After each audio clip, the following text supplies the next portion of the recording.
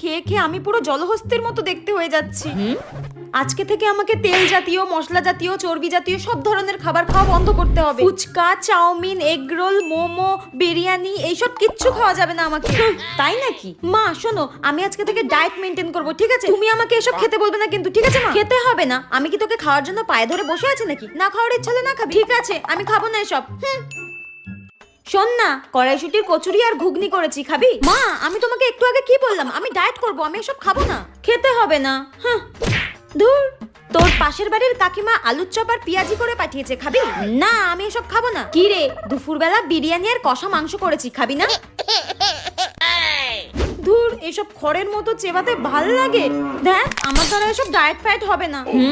মা আর কিছু কি বেঁচে রয়েছে আমার জন্য? আমি এসব খেয়ে আর থাকতে পারবো না, আমার দ্বারা এসব ডায়েট ফায়েট হবে না। আর যদি কিছু থাকে দাও, আর না থাকলে আমাকে 2 গামলা ভাত দাও, আমি সেটা খেয়েই বেঁচে থাকি। ধুর।